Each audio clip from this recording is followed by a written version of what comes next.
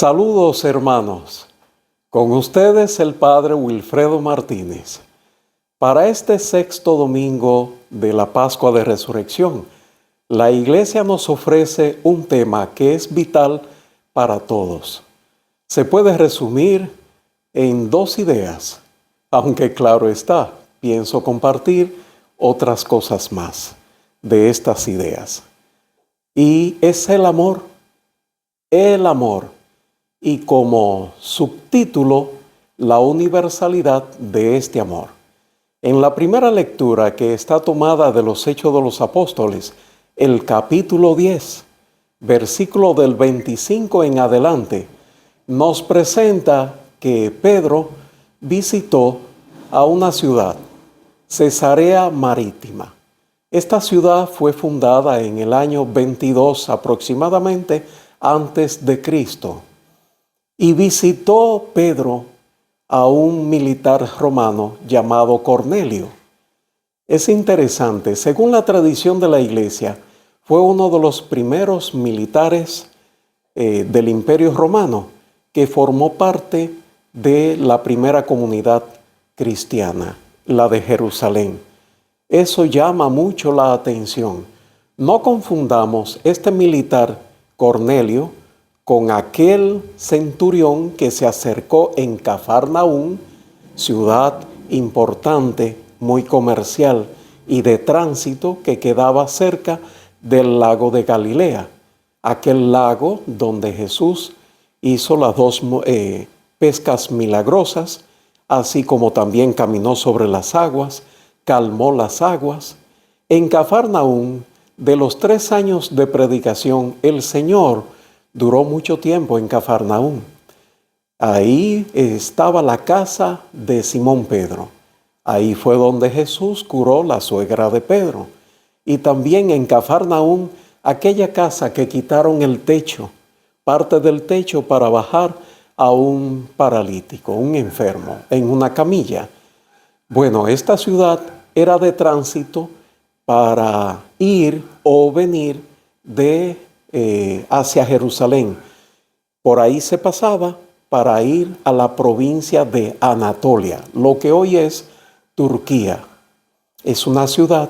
Era una ciudad muy comercial y la economía se movía bastante. No confundamos a este militar que tuvo simpatía, depositó fe en el Señor y pidió un milagro en favor de un servidor de este centurión. Cornelio se ve que tenía una actitud de mucho respeto, admiración, y ya profesaba la fe cristiana. Incluso él hizo algo que Pedro le corrigió. Se arrodilló frente a Pedro y le dijo, no, párate que yo soy un hombre igual que tú.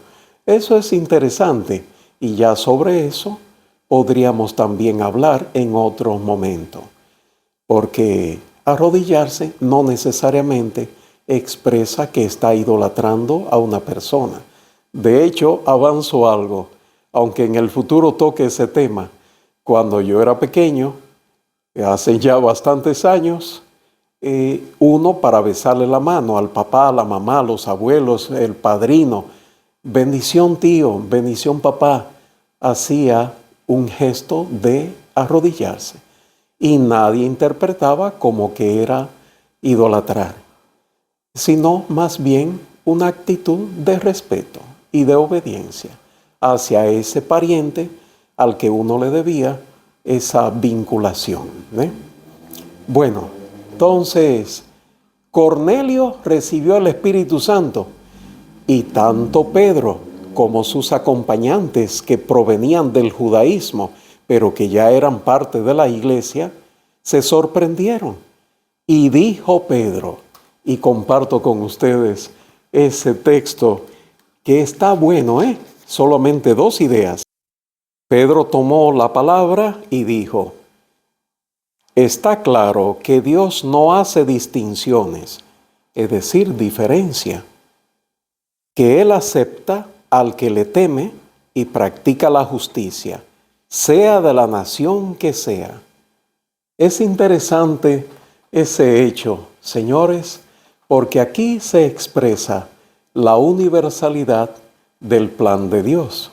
Por eso a la Iglesia de Cristo, prontamente, apenas iniciando el siglo II, San Ignacio de Antioquía, la ciudad donde en la época de San Pablo se le puso a los seguidores de Cristo cristianos, pues un obispo de esa ciudad, camino al martirio hacia Roma, fue quien, escribiendo una carta a los arminianos, a la ciudad de Armenia, y el gentilicio es arminiano, ahí es que habla hacia el año 107. Tomemos en cuenta que el último de los 12 apóstoles murió hacia el año 100. Entonces, 7 años después, se le llama a la iglesia, San Ignacio de Antioquía, llama a la iglesia católica. Y el apellido, así se le quedó, a la Iglesia de Cristo, la Iglesia Católica. Bueno, el Salmo 97, en sus 2 últimas estrofas que nos presenta en el día de hoy, oigan cómo nos dice sobre la universalidad. El Señor da a conocer su victoria, revela a las naciones su justicia. Cuando hablamos de justicia de Dios, se habla de la voluntad de Dios. Y en la tercera estrofa, los confines de la tierra han contemplado la victoria de nuestro Dios. Los confines de la tierra, el más mínimo y escondido rincón del mundo, han contemplado la victoria de nuestro Dios. Aclamen al Señor, tierra entera. Griten, victoren, toquen. El Señor no solo vino para el pueblo de Israel. A partir de ese pueblo, llegar a los demás pueblos. Por eso, en el Evangelio de San Mateo, capítulo 28, versículo 19, mandó: vayan por todo el mundo, hagan los discípulos míos, bautizándolos en el nombre del Padre, del Hijo y del Espíritu Santo, y enseñándole todas las cosas que yo les enseñé. ¿Ve? La universalidad, no perdamos de vista eso, que por eso se le puso católico. San Ignacio de Antioquía, no voy a repasar de nuevo esa situación. Como segunda lectura, que está tomada la primera carta del apóstol San Juan, el Evangelio también es de San Juan. Capítulo 4, versículo del 7 al 10, nos habla, Dios es amor. Oiga cómo dice, define a Dios como amor. Es decir, entonces, hablando del amor como identidad propia de Dios. Eso es mucho decir, ¿eh? Qué compromiso, Dios mío. Dios es amor. Incluso llega a decir San Juan en un momento determinado, quien no ama no ha conocido a Dios. El que ama sí ha conocido a Dios. Entonces, señores, se comprende eso, porque el ser humano, solo cuando tiene claridad de idea, actúa. Cuando no tiene claridad, no procede, porque se siente confundido y prefiere no proceder. Eso tiene sentido.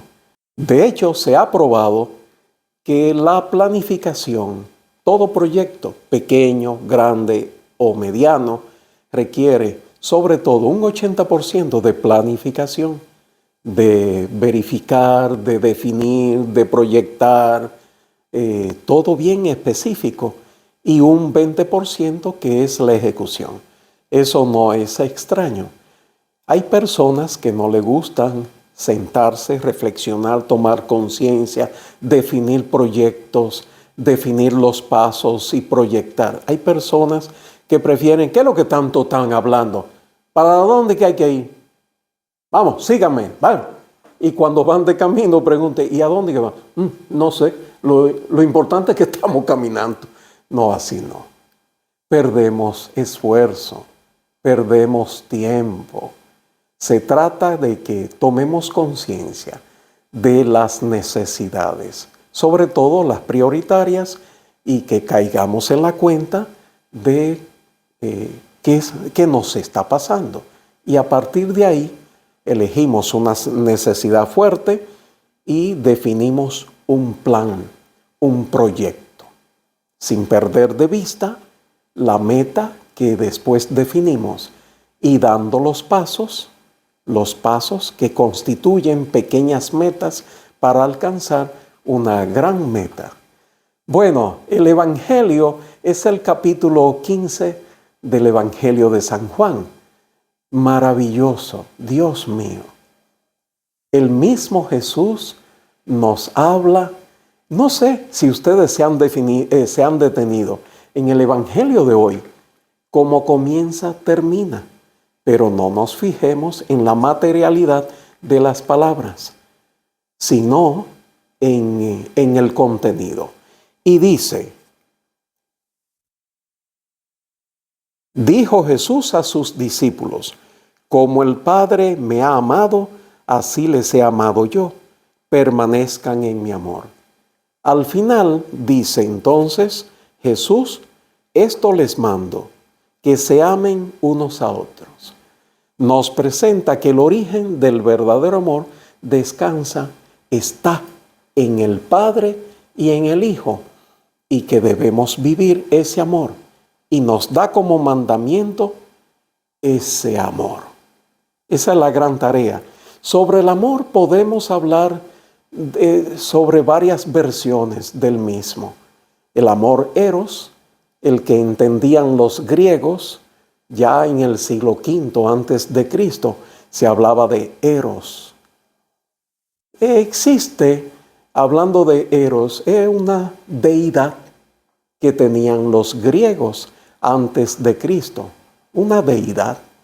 Bueno, la mitología griega, los pueblos tienen muchas mitologías, la mitología griega, la mitología nórdica. El nórdica es de los países de Noruega, Suecia, Finlandia, Dinamarca y algún otro país que no recuerdo, como el dios Thor de esos dibujos que presentan y han hecho hasta filmes de esa fantasía. También la mitología japonesa, la mitología egipcia, la mitología inca, y así. Eso son una serie de deidades que culturas desarrollan según sus apreciaciones. Cuidado, que ustedes y yo no creamos que el cristianismo es una mitología. No. La mitología son invenciones humanas, según las propias consideraciones, mientras que nuestra fe cristiana católica descansa sobre la revelación que Dios desde el Antiguo Testamento fue haciendo, una revelación progresiva, ¿ve? Progresiva, que primero se reveló a través de la naturaleza. La naturaleza nos lleva a cuestionarnos tanta perfección, tanta belleza, tanta majestuosidad. Tiene que haber alguien que haya creado este orden, estas leyes, estas cosas que son perecederas porque están sometidas a las categorías del tiempo y del espacio, ciertamente. Pero para tener su inicio, tiene que existir alguien que llamamos Dios. Y ese Dios entonces se reveló a Abraham y así sucesivamente. Y ese Dios prometió enviar a un vástago, es decir, a un descendiente de la tribu de David. Resultó ser su propio hijo a través de una virgen. Y ya sabemos, Isaías 7:14, y bueno, y todas las profecías. Se cumplió, el Hijo de Dios vino, se encarnó por obra y gracia del Espíritu Santo, y el mismo Hijo nos hizo la promesa antes de subir a los cielos de que iba a enviar al Espíritu Santo. En el orden de la revelación, que primero Dios se reveló como Padre, luego como Hijo, luego como Espíritu, así es nominado Padre, Hijo y Espíritu Santo. Pero no olvidemos que ustedes y yo creemos en ese gran misterio de la unicidad de Dios, un solo Dios, en tres divinas personas. Es el misterio principal de nuestra fe. Bueno, entonces, eros tiene que ver con, de ahí es que viene la palabra erotismo. Y eros es la atracción física, la atracción sexual. Y bueno, si reducimos el amor a eso, entonces caemos en una expresión de los bajos instintos. En los matrimonios se da una atracción física, pero sobre todo también llega un momento que se ama la belleza de su alma, su manera de ser, se toma en cuenta sus sentimientos, se toma en cuenta su dignidad, su persona. No es un amor egoísta, la del amor de los matrimonios. No es el amor placer, que es el amor eros. No es el amor psicológico. No es el amor ternura, que es el psicológico. Tampoco, pero sí es el amor comunión, común unión. Hay atracción física, pero también hay un amor donde se ama toda la persona. Bueno, tenemos también el amor ágape. La Iglesia prontamente incluyó esta palabra. Es un amor incondicional y reflexivo, muy honesto, donde se busca el bien. Mi felicidad es precisamente que la otra persona sea feliz. Es un amor interesante, ¿eh? Y la Iglesia lo tomó muy en cuenta. Se preocupa mucho por las necesidades de los demás. Pero la Vulgata, que es la Biblia que la Iglesia encargó a San Jerónimo que tradujera los textos bíblicos, y ya presentó la Biblia en el 382, la Vulgata. Vulgata porque es el latín popular, vulgar, popular, con la intención de que el pueblo tuviera acceso a estos textos. Entonces, para usar en el caso de la palabra amor, no usó eros, que es griego, sino que usó la palabra latina de caritas, caridad en español. ¿Qué es caridad? Caridad es el amor que proviene de Dios, que nos compromete con Dios y que es expresión de la misericordia y compasión del mismo Dios, y que debe ser asumido como un compromiso a través de las obras de la misericordia o las obras de caridad que Dios desea. La caridad u obras de misericordia no son bienes, cosas buenas que hacemos momentáneamente. No, la caridad implica una donación de todo lo que soy, mi tiempo, mi vida, mi capacidad, y soy capaz de donarme por entero. A ese amor debemos llegar. Es el amor que no tiene reserva. Es el amor que se asemeja a las acciones de Dios. Cáritas. Hay una institución que fue fundada por la Iglesia precisamente, y el Papa Pío XII, hacia el año 1942, fundó esta institución de Cáritas. Recuerden, en español, caridad.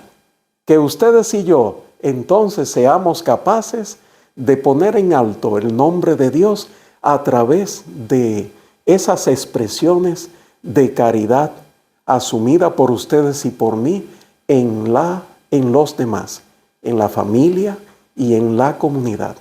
Bendiciones. Que Dios y la Virgen les bendiga.